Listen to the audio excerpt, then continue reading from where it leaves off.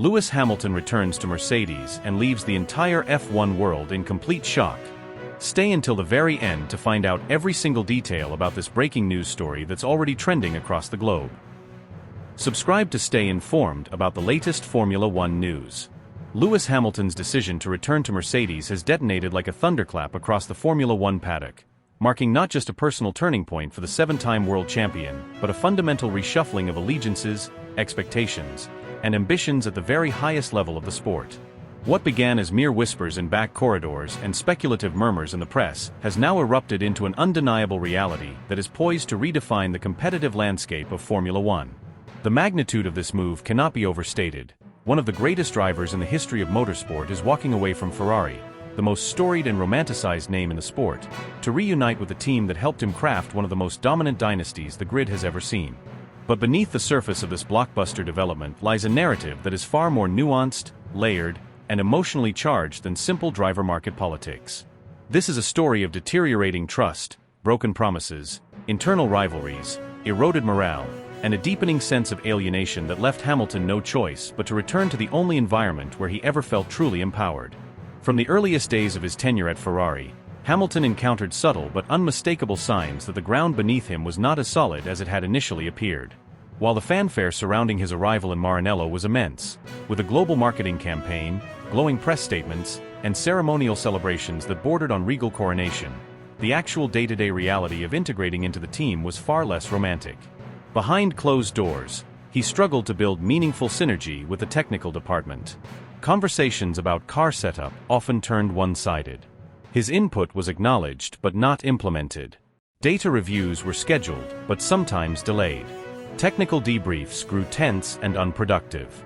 Most concerning to Hamilton was the emerging pattern that suggested his feedback, even when supported by data, was routinely overruled in favor of Leclerc's preferences. The engineers, aerodynamicists, and strategists seemed calibrated to the Monégasque driver's rhythm, and Hamilton, despite his legendary status, began to sense that he was merely a passenger in someone else's project. This discontent quietly festered throughout the opening rounds of the championship. As new aerodynamic packages were introduced and subtle changes to the chassis began to take effect, Hamilton noticed an unsettling trend. Charles Leclerc's car was consistently selected to receive these updates first. Whether it was a new front wing, revised suspension geometry, or experimental floor concepts, the rollout always prioritized Leclerc. The internal justification was framed around gathering baseline data and minimizing risk, but Hamilton interpreted the decisions as strategic favoritism cloaked in technical rationale. It wasn't just about the parts, it was about respect. Every time his car received upgrades 1 or 2 weekends later than his teammates, it chipped away at his confidence in the leadership's commitment to parity and trust. Subscribe to stay informed about the latest Formula One news. The relationship between Hamilton and team principal Frédéric Vasseur also became increasingly strained. What had initially been presented as a partnership of equals began to feel more like a carefully managed coexistence. Hamilton's attempts to assert his vision for car development were met with diplomatic deflections. Meetings often ended with vague reassurances rather than concrete commitments. While Leclerc seemed to enjoy direct, candid dialogues with the team boss, Hamilton's interactions with Vasseur grew distant and procedural. He began to feel like an outsider in an environment that was supposed to be his new home. Discussions about strategy became particularly fraught.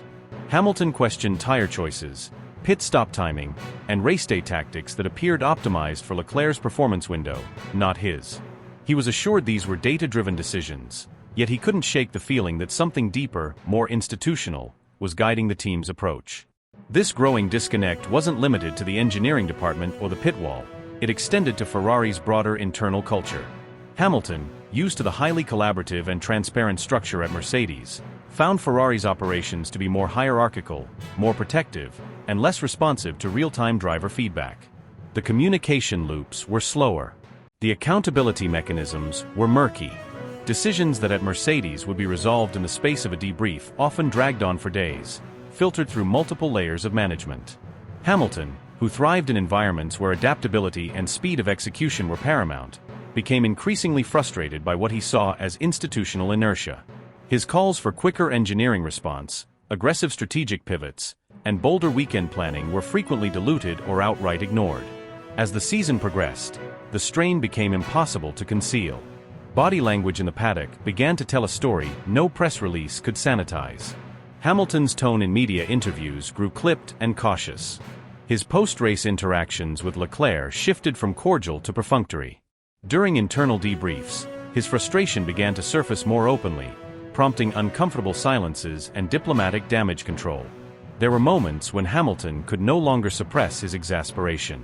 In one particularly tense weekend, after a botched qualifying session attributed to outdated setup data, Hamilton reportedly confronted senior members of the technical team, demanding answers about why his feedback had been deprioritized yet again.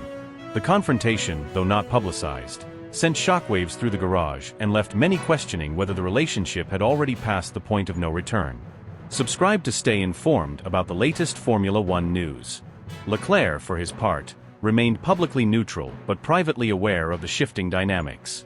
The two drivers maintained professional decorum, but the sense of teamwork had all but eroded. Leclerc's long-standing relationships within Ferrari, cultivated over years of embedded loyalty, gave him a strategic advantage Hamilton could never replicate.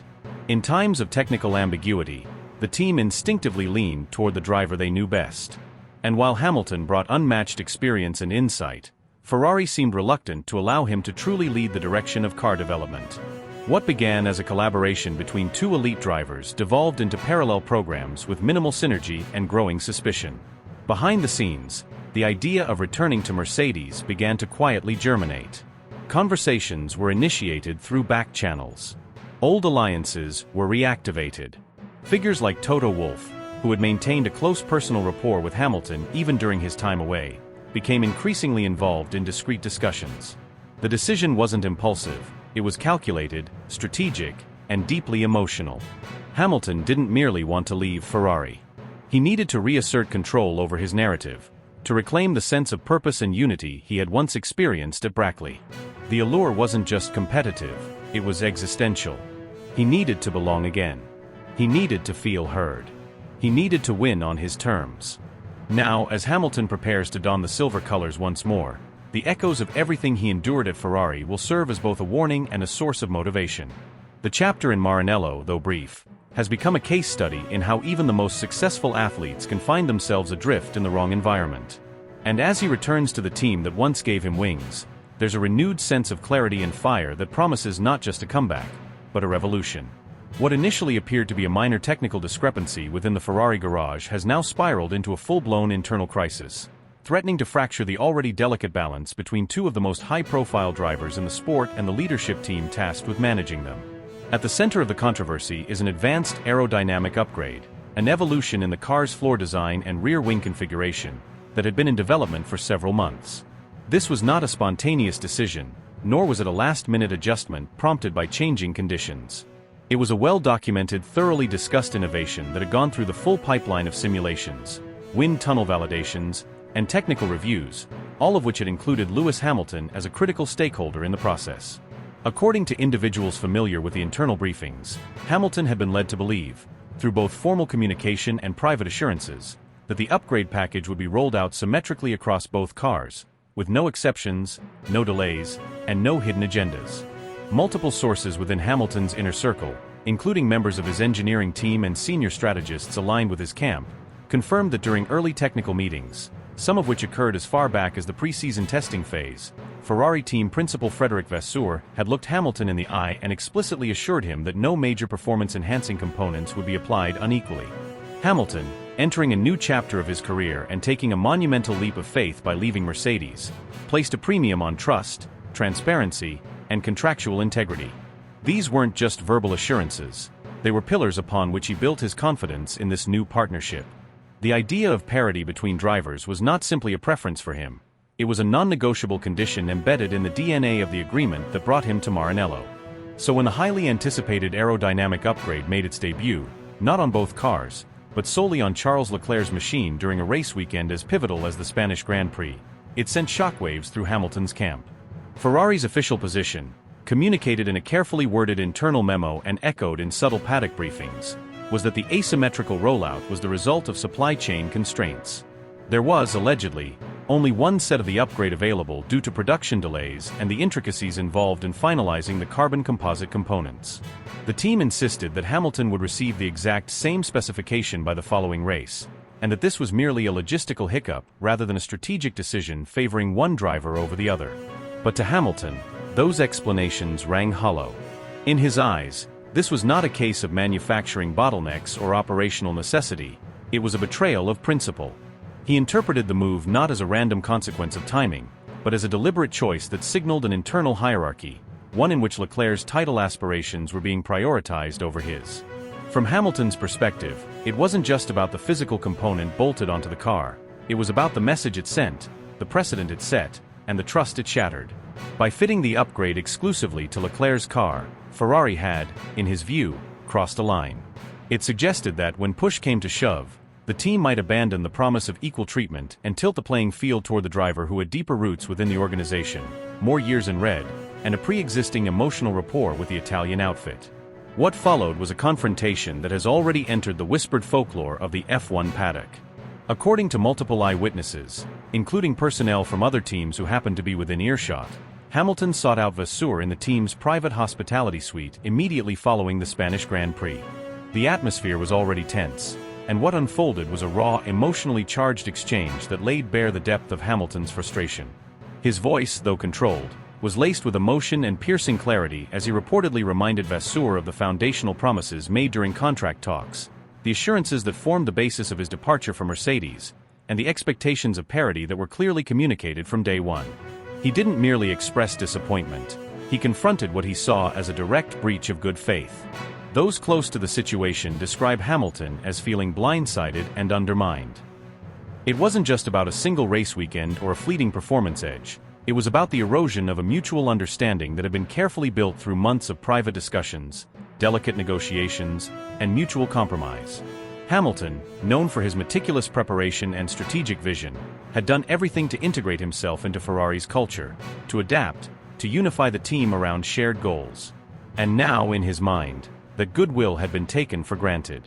Vasseur, attempting to defuse the situation, is said to have reiterated the team's commitment to treating both drivers equally over the course of the full season. He emphasized Ferrari's long-term strategy and the eventual arrival of the same upgrade on Hamilton's car. But those attempts at reassurance fell flat. For Hamilton, the issue had already moved beyond engineering and logistics. It had morphed into a question of trust, a matter of principle, and a test of whether Ferrari could be the fair and impartial partner he had hoped for. In the days that followed, the fallout was felt across every corner of the Ferrari operation. Engineers were suddenly thrust into a state of heightened tension, forced to navigate a divided garage where every action was scrutinized for signs of favoritism. Internal communication became guarded, and meetings that had once felt collaborative now carried an undercurrent of suspicion. Hamilton's mechanics, many of whom followed him from Mercedes, became increasingly vocal about their frustrations. Technical staff began raising concerns about the optics of the upgrade rollout and whether the team's narrative could hold under media scrutiny. Even sponsors began quietly probing for clarification, wary of being associated with a team perceived as fractured or ethically compromised. Meanwhile, Leclerc, caught in the crossfire of a storm he didn't personally ignite, found himself in an awkward position. While not directly responsible for the decision, his silent benefit from the upgrade only deepened the rift. Hamilton, for his part, did not publicly blame Leclerc, but made it clear to those around him that the structural decisions of the team were what he took issue with, not the actions of his teammate. In the broader context of the championship, the incident has cast a long shadow over Ferrari's campaign. What could have been an opportunity to showcase unity, precision, and engineering excellence has instead exposed the internal vulnerabilities of a team still struggling to reconcile its historic identity with the complex dynamics of modern F1. The upgrade fiasco may seem like a small detail in a sport obsessed with milliseconds, but for Lewis Hamilton, it symbolized something far larger, a crack in the foundation of a partnership built on mutual respect, and a warning sign that the road ahead may be more treacherous than he anticipated. Beyond the well-documented technical disagreements that have dominated headlines, a far more corrosive and deeply personal set of frustrations has been brewing beneath the surface of Lewis Hamilton's turbulent tenure at Ferrari. Issues not just rooted in engineering or performance, but in the very soul of how the team operates behind closed doors. According to individuals within Hamilton's inner circle, what began as subtle discomfort eventually evolved into outright disillusionment. Those closest to him describe a progressive erosion of trust and motivation, driven by a suffocating organizational culture that clashed violently with everything he had grown accustomed to during his illustrious years at Mercedes. From the very beginning, Hamilton sensed a disconnect. While public appearances painted a picture of unity and optimism, the reality inside Maranello was far more complex. At Mercedes, he had enjoyed an environment where driver feedback was not only welcomed but actively sought out, where strategic meetings often turned into spirited brainstorming sessions, and where engineers and drivers worked as intellectual equals toward a common goal. In stark contrast, Ferrari's internal culture struck him as archaic, rigid, top-heavy, and heavily filtered through multiple layers of corporate formality. There was a pervasive sense of territorialism, with departments operating in silos and key decisions often made behind closed doors long before the drivers were brought into the loop. Hamilton frequently found himself in meetings where the outcome had already been predetermined, where his suggestions were acknowledged with polite nods but rarely translated into action, and where strategic conversations felt more like scripted briefings than collaborative dialogues. Insiders suggest this cultural misalignment wasn't just frustrating, it was emotionally draining. Over time, Hamilton began to feel like an outsider within his own team. He wasn't being ignored outright, but he was being handled, managed, carefully navigated around, rather than engaged with on a meaningful level. He would walk into development debriefs only to discover that major changes to the car's aerodynamics or suspension philosophy had already been signed off, with little or no input from the person actually driving the machine at 300 kilometers per hour. This wasn't a matter of ego, it was a fundamental issue of alignment. Hamilton has always been a driver who thrives on synergy, on the feedback loop between man and machine, and that loop simply didn't exist at Ferrari in the way it had at Brackley. Compounding his frustrations was the agonizingly slow pace of Ferrari's internal decision-making. Nothing moved quickly. Technical upgrades were bogged down by internal reviews and committee approvals, with weeks sometimes passing between the identification of a problem and the implementation of a solution. Even during race weekends, Hamilton would observe a level of hesitation in the team's operational behavior that bordered on paralysis. While other teams could pivot strategy within minutes based on evolving track conditions, Ferrari often required sign-off from multiple stakeholders, many of whom weren't even on site. The result was a creeping sense of helplessness. Hamilton could see what needed to be done, but he didn't have the authority or the trust to execute it, and the people who did seemed more concerned with political optics than competitive performance. These structural flaws became especially apparent during race days, where Hamilton encountered what he would later describe in private conversations as one of the most chaotic pit wall environments he had ever experienced. Communication over the radio was inconsistent, muddled, and at times alarmingly ambiguous. There were races where he received conflicting messages within the span of a single lap, orders to box that were immediately reversed, tire plans that shifted without warning, and tactical calls that seemed to react to competitors rather than anticipate them. The confusion reached a boiling point during the Grand Prix in Canada, a race that has now become emblematic of everything that went wrong in his relationship with Ferrari. That weekend was already fraught with tension.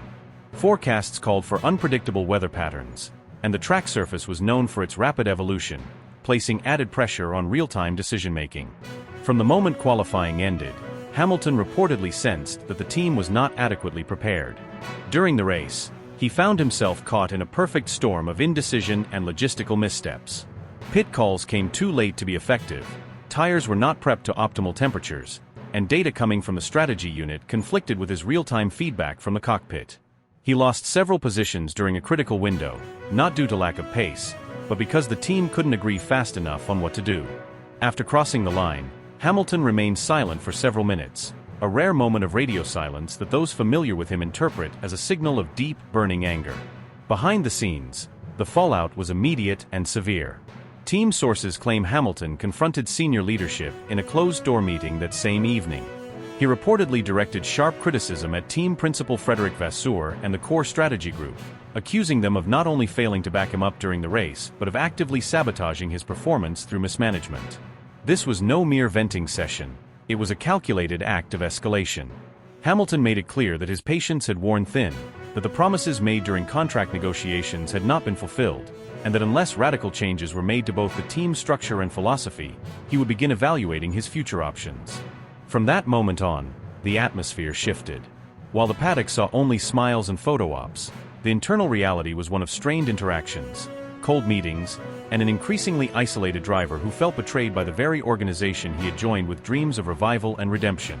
What makes this saga even more tragic is the weight of expectations that accompanied his move to Ferrari. Fans had envisioned a fairy tale chapter to cap off an already legendary career, a British icon reviving the most storied team in motorsport history. Hamilton himself had believed in that dream.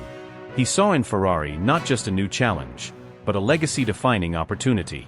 But instead of synergy, he found friction. Instead of innovation, he found stagnation. Instead of partnership, he found politics. The emotional toll of that disillusionment cannot be overstated. For a driver who has always channeled his energy into growth and momentum, being trapped in an environment that resisted change at every level became an unbearable psychological weight.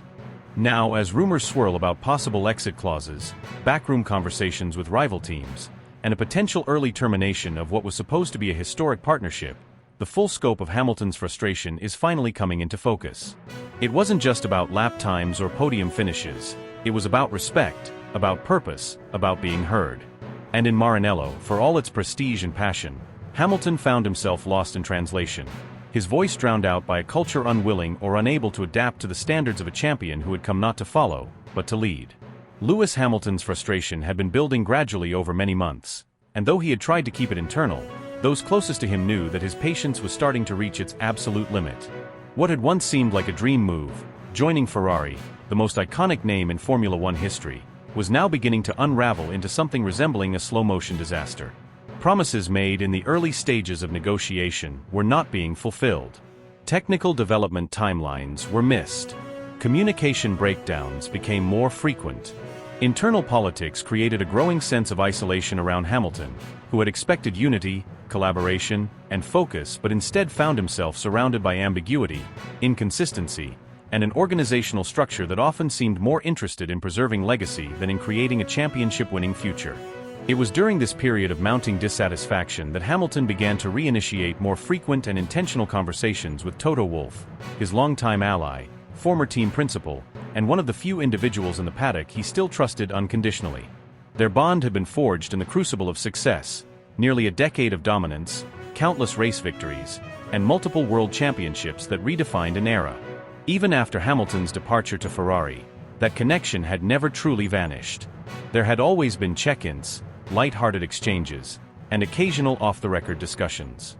But now, those interactions began to take on a more urgent, more strategic tone. What started as friendly messages evolved into scheduled calls, which then progressed to late-night meetings behind closed doors, all under the radar, hidden from the ever-watchful eyes of media, fans, and rival teams. On the Mercedes side, Toto Wolff was experiencing his own set of frustrations. Andrea Kimi Antonelli, the young Italian prodigy promoted earlier than expected into a full-time race seat, had sparked excitement but was struggling to translate raw talent into consistent, top-tier results. His synergy with George Russell was reportedly minimal, with subtle tensions arising over car development direction and feedback prioritization. While Antonelli had delivered moments of brilliance that hinted at future greatness, the present reality was far more complicated. The team lacked the cohesiveness it had once enjoyed with Hamilton in the garage. The dynamic felt off, the rhythm disrupted. There was no clear leadership voice among the drivers, and Mercedes found itself drifting, no longer the ruthless, efficient machine it had once been. Wolff, an astute observer of both the technical and human aspects of Formula One, began to recognize that Hamilton's return wasn't just a possibility. It might be the missing piece to reignite the entire team. As these two storylines converged, things moved with remarkable speed behind the scenes.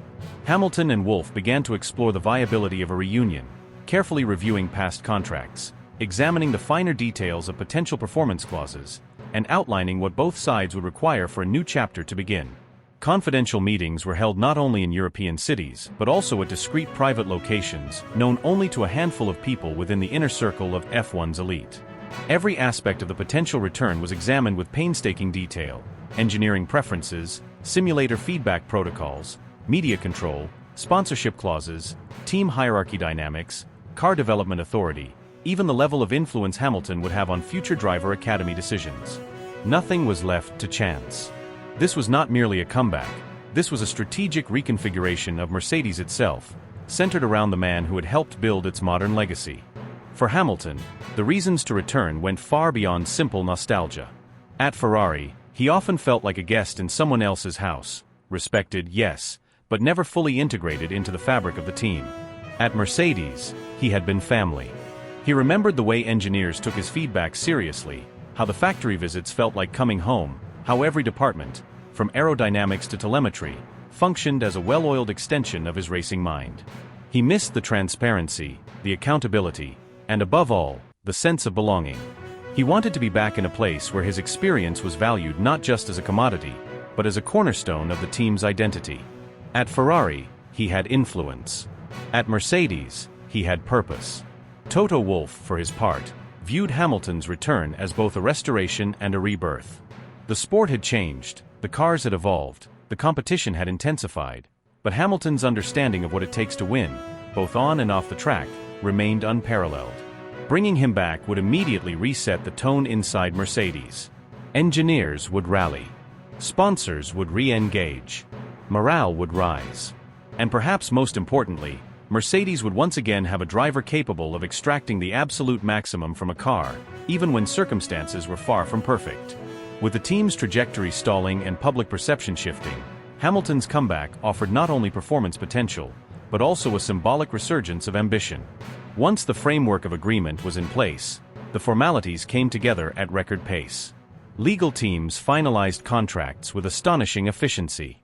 Logistics personnel began preparing facilities and travel accommodations in quiet secrecy. Only a handful of the most trusted individuals within both organizations were aware of what was happening.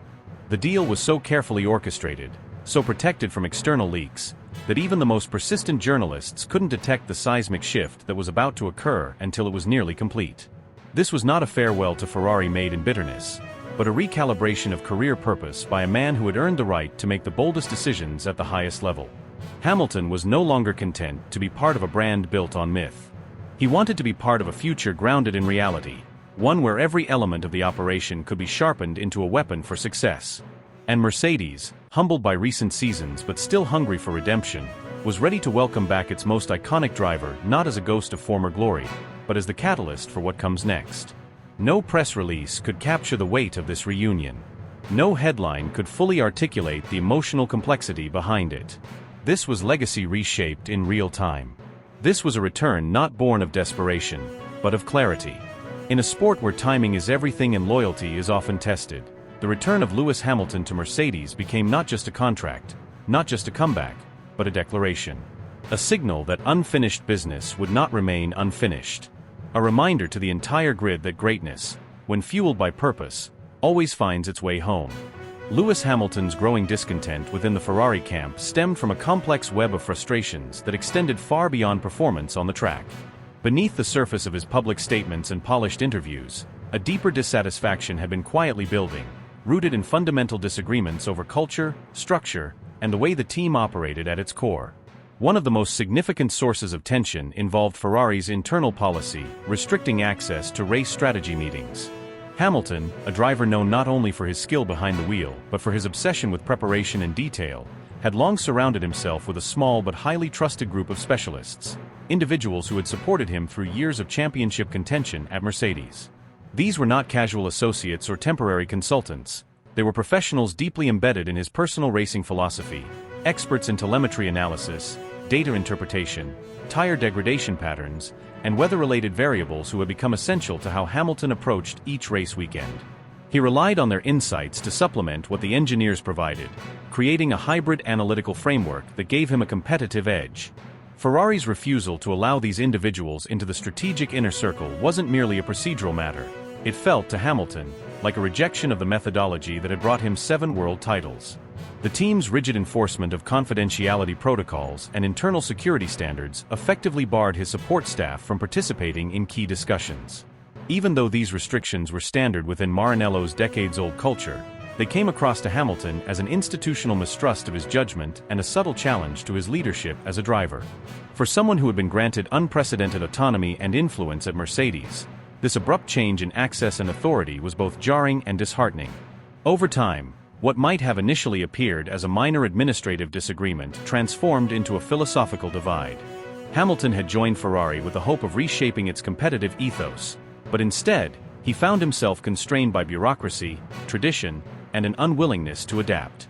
Another deep and unrelenting frustration grew around Ferrari's inability, or unwillingness, to deliver on a key technological commitment that had been central to the negotiations leading up to his signing: the modernization of the team's simulator infrastructure. From the outset, Hamilton had been adamant that Ferrari needed to bring its simulation capabilities in line with the state-of-the-art systems used by Red Bull and Mercedes.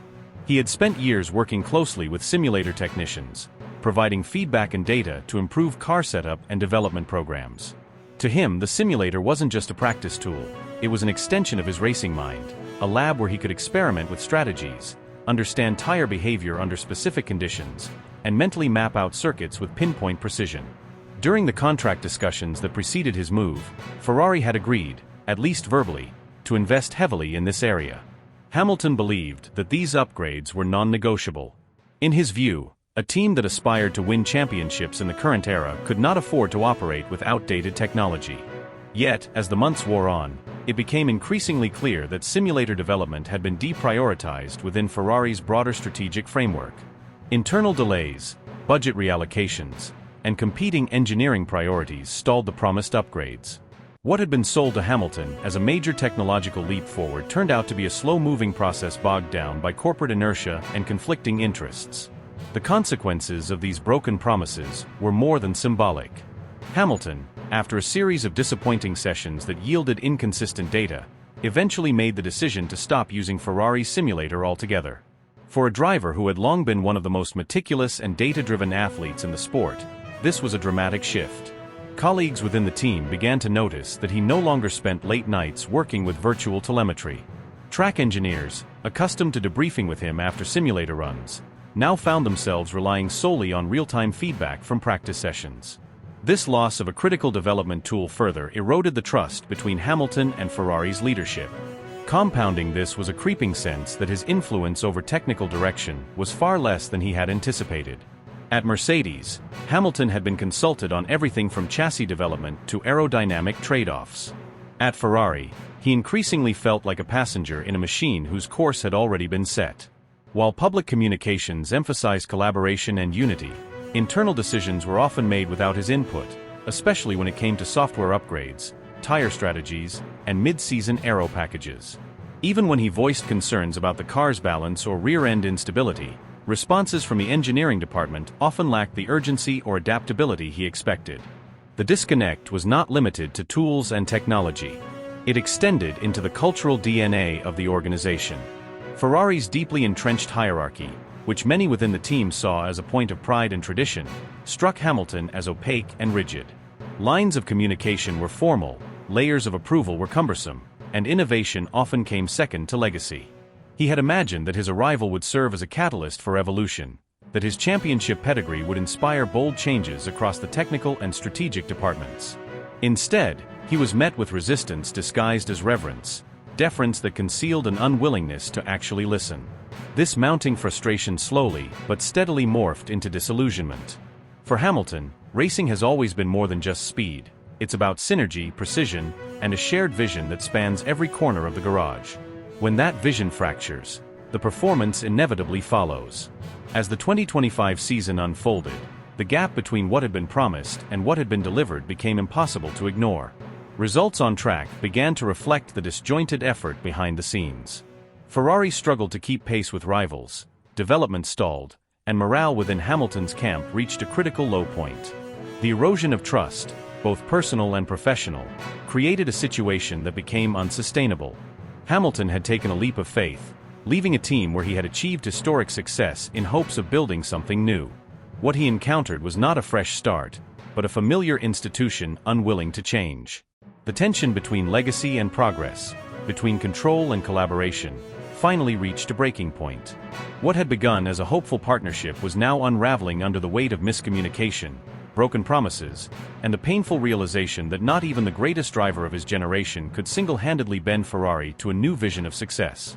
Internally, the atmosphere within Lewis Hamilton's garage at Ferrari gradually deteriorated to the point where it became nearly unrecognizable to those who had followed his illustrious career. The team that had once carried his unwavering trust and optimism began to fracture, not just in operations but in spirit. Many of the personnel who had loyally followed Hamilton from Mercedes to Ferrari, with high hopes of transforming the iconic Scuderia into a modern powerhouse, found themselves increasingly alienated. Rather than being embraced as catalysts for positive change, these experienced professionals were subtly, and sometimes overtly, sidelined by entrenched figures within Ferrari's hierarchy. They were seen not as assets but as intrusions, symbols of a culture they never asked to challenge but were forced to confront. This mounting tension between the old guard and the new blood revealed deeper fault lines within Ferrari's organizational DNA. Communications between engineering departments grew more brittle by the day. Misunderstandings that could have been resolved with a simple conversation were allowed to fester, creating a toxic feedback loop of mistrust and frustration. Hamilton, long known for his ability to unify a team and inspire loyalty across the board, began to view these breakdowns not as a series of unfortunate missteps but as symptomatic of something more systemic, a deeply embedded institutional inertia. The team's culture, from his perspective, was resistant not just to external suggestions but to internal innovation.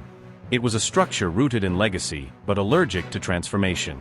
Hamilton, despite his championships, experience and global stature, felt like a guest in someone else's home, welcomed publicly, but privately resented. The realization hit him hard. This wasn't just about bad luck, slow pit stops, or a car that lacked performance. It was about identity. Hamilton, a driver who has always thrived in environments where collaboration, experimentation, and transparency reign, found himself surrounded by whispers of dissent and veiled power plays.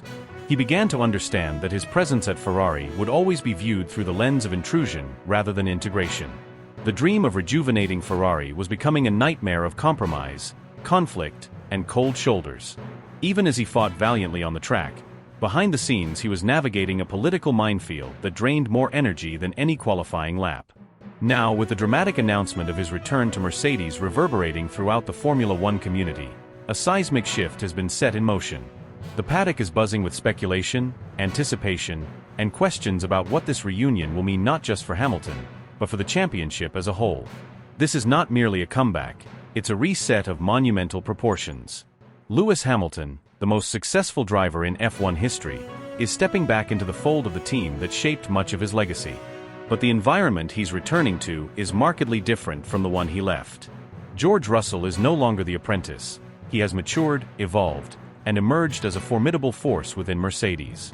The dynamic between the two will be under intense scrutiny, as the balance of power, respect, and competitiveness is renegotiated in real time.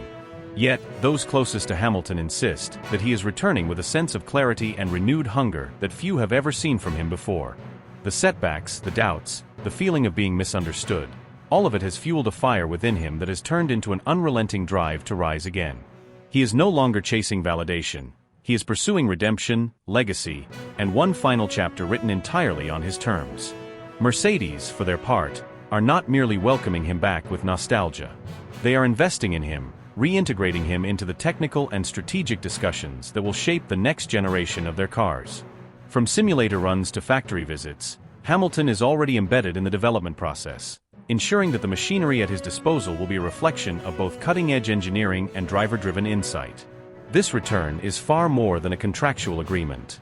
It is a message sent across the sport's corridors of power, a reminder that values like trust, loyalty, and mutual respect still have a place in a sport increasingly run by data, algorithms, and boardroom decisions.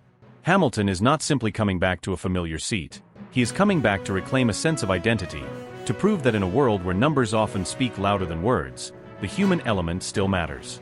He is returning not to relive past glories, but to write new ones, fueled by experience, emboldened by past trials, and driven by an undying belief in his ability to deliver when it matters most. As he prepares to don the silver overalls once again, the message to his rivals, critics, and supporters alike is unmistakable: Lewis Hamilton is not finished. Not by a long shot. He is stepping into the spotlight with the quiet confidence of a warrior who has been tested in every imaginable way, and who now returns with sharper edges, clearer vision, and a mission that transcends mere podiums. This is not just about winning races. It is about reclaiming agency, rewriting narratives, and reminding the world that greatness, once achieved, never fades, it only evolves.